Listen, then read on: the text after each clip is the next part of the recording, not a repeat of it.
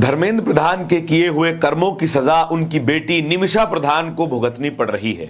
उनकी यूनिवर्सिटी तक बात पहुंच गई है। जो भी लोग धर्मेंद्र प्रधान से नाराज हैं, उनके खिलाफ प्रदर्शन कर रहे हैं या फिर प्रदर्शन नहीं भी कर रहे हैं और सवाल पूछ रहे हैं, वो तमाम लोग जाकर के टफ्ट यूनिवर्सिटी के इंस्टाग्राम पेज पर यह लिख रहे हैं कि जल्द से जल्द निमिषा प्रधान को उस यूनिवर्सिटी से निकाल दिया जाए। ये ट्रोलर्स हैं। ट्रोलर्स ना तो सिर के होते हैं और ना ही पैर के होते हैं। इनकी सोचने समझने की शक्ति खत्म हो चुकी होती है। लेकिन धर्मेंद्र प्रधान इस वक्त जिस थितरई पर उतरे हुए हैं, उसी की वजह से ये आंच उनकी बेटी तक भी पहुंच गई है। तमाम सवाल पूछे जा रहे हैं। धर्मेंद्र प्रधान अगर अपना काम ढंग से नहीं कर सकते तो फिर पद पर बने क्यों हुए हैं? पद पर बने हुए हैं बात अलग है, लेकिन इतनी थितरई पर क्यों अटके हुए हैं? धर्मेंद्र प्रधान से जो तमाम सवाल पूछे जा रहे हैं, उन सवालों के जवाब धर्मेंद्र प्रधान के अलावा तमाम लोग दे रहे हैं। प्रधानमंत्री नरेंद्र मोदी का भी आखिरकार ट्वीट सामने आ ही गया है। स्वास्थ्य मंत्री जेपी नड्डा ने भी एक प्रेस कॉन्फ्रेंस करके स्टूडेंट्स के सवालों पर जवाब देने की कोशिश भर की है। लेकिन धर्मेंद्र प्रधान के इस्तीफे के ऊपर ना तो प्रधानमंत्री ने कोई बात की है और ना ही स्वास्थ्य मंत्री जेपी नड्डा ने कोई बात की है। जिस वक्त ये वीडियो रिकॉर्ड हो रहा है, उस वक्त भी हजारों की संख्या में दिल्ली के जंतर मंतर पर प्रदर्शन जारी है। इस प्रदर्शन में लाठियां भी चल रही हैं, आंसू गैस के गोले भी दागे जा रहे हैं। सबसे ज्यादा ब्रुटैलिटी 20 जुलाई 2026 के संसद मार्च के दौरान हुई, जिसमें सैकड़ों बच्चे घायल हुए, सैकड़ों पुलिसकर्मी भी घायल हुए। लेकिन जिस व्यक्ति की वजह से यह सब हो रहा है, वो व्यक्ति जनता के सामने नहीं आ रहा है, लिहाजा यह गुस्सा उसके परिवार तक पहुंच रहा है।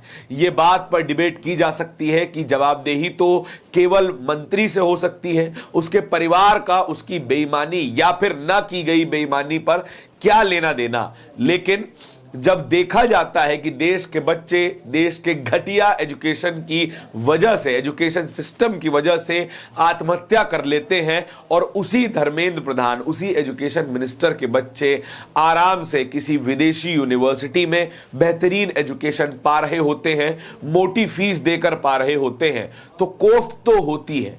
इसी तर्क पर लोग ट्रोलिंग पर उतर आए हैं। ट्रोल करते हुए वे टफ्ट यूनिवर्सिटी के इंस्टाग्राम पेज पर पहुंच गए। पहले ही पोस्ट पर करीबन 11,000 से ज्यादा कमेंट्स हैं। 11,000 से ज्यादा कमेंट्स को कवर कर पाना, पढ़ पाना तो लगभग असंभव था। लेकिन जितने हो सके उतने स्क्रीनशॉट्स आपको दिखाने की कोशिश कर रहा हूं। कमोबेश सभी कमेंट्स में टफ्ट यूनिवर्सिटी में पढ़ रही धर्मेंद्र प्रधान की बेटी निमिषा प्रधान को यूनिवर्सिटी से निकालने की मांग की जा रही है। जब सड़क पर लोग नहीं सुन रहे, सरकार नहीं सुन रही, तो लोग टफ्ट यूनिवर्सिटी के इंस्टाग्राम पेज पर कमेंट सेक्शन में अपनी बात सुनाने लग गए हैं। बात टफ्ट यूनिवर्सिटी की भी कर लेते हैं। कोई एरी गैरी यूनिवर्सिटी तो है नहीं। अमेरिका के बॉस्टन के करीब मैसाचुसेट्स में यह यूनिवर्सिटी स्थित है और यह दुनिया की बेहतरीन यूनिवर्सिटीज में से गिनी जाती है। यह वो यूनिवर्सिटी है जहां पर पढ़ाई करने के लिए केवल ट्यूशन फीस ही $73,000 देनी पड़ जाती है। $73,000 को भारतीय रुपए में कन्वर्ट करेंगे तो करीबन 70 लाख रुपए का खर्च बनता है। 70 लाख रुपए का खर्चा करके, संभवतः खर्चा करके, धर्मेंद्र प्रधान ने अपनी बेटी को टफ्ट यूनिवर्सिटी में पढ़ने के लिए भेजा है। बहुत अच्छी बात है। एक पिता के तौर पर धर्मेंद्र प्रधान ने अपना कर्तव्य निभाया और अपनी बेटी को अच्छी से अच्छी एजुकेशन देने के लिए भले ही खुद से दूर करना पड़ा हो, लेकिन उन्होंने अमेरिका भेजा है। लेकिन जब हम उनकी सालाना आय और संपत्ति के बारे में गूगल करते हैं तो हमें क्या पता चलता है? पता चलता है कि धर्मेंद्र प्रधान की चल अचल संपत्ति को मिला दिया जाए तो वो केवल 60 करोड़ रुपए की है। एक कैबिनेट मिनिस्टर की सैलरी के बारे में पता किया तो पता चला कि एक कैबिनेट मिनिस्टर, सामान्य कैबिनेट मिनिस्टर 2,30,000 से लेकर के 2,70,000 रुपए महीने की सैलरी पाता है। पूरे साल की सैलरी मिला भी दी जाए तो करीबन 32 लाख रुपए से कुछ अधिक की सैलरी हो जाती है। इस पर कोई सवाल नहीं किया जा रहा, केवल फैक्ट्स हैं जो कि गूगल ने हमें बताए हैं। India.com नाम की वेबसाइट से हमने उठाए हैं और आपको बता रहे हैं। अब इसमें क्या संबंध है, क्या संबंध नहीं है, ये आपकी जिम्मेदारी है, ये आपकी सोच है, खुद कैलकुलेट कीजिए, खुद जोड़ घटा कर लीजिए। लेकिन अंत में क्या बात आती है? अंत में बात यह आती है, जब सरकार सुनना बंद कर दे, जो मंत्री जिम्मेदार है वो सुनना बंद कर दे, तो फिर आग हर तरफ फैलने लगती है।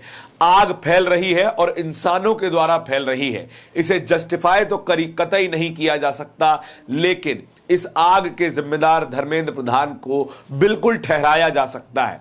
धर्मेंद्र प्रधान अगर पहले ही आकर के सामने माफी मांग लेते तो यह पूरा प्रदर्शन ही नहीं होता।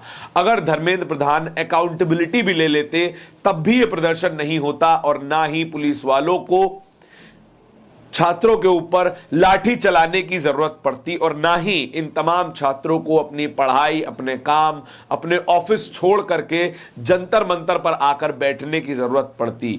सामान्य तरीके से दिल्ली का ट्रैफिक भी सुचारू रूप से चल रहा होता, लोग भी परेशान ना हो रहे होते। केवल एक नेता के एरोगेंस, एक नेता के ईगो की वजह से ये तमाम घटनाएं अनफोल्ड हो रही हैं, जिसका असर खुद धर्मेंद्र प्रधान की बेटी तक पहुंच रहा है। पहुंचना नहीं चाहिए था। हर प्रदर्शन को, हर आंदोलन को अपनी हद, अपनी मर्यादाएं जाननी चाहिए, समझनी चाहिए। सवाल धर्मेंद्र प्रधान से है, लेकिन उनकी बेटी का इसमें तो कोई अपराध नहीं।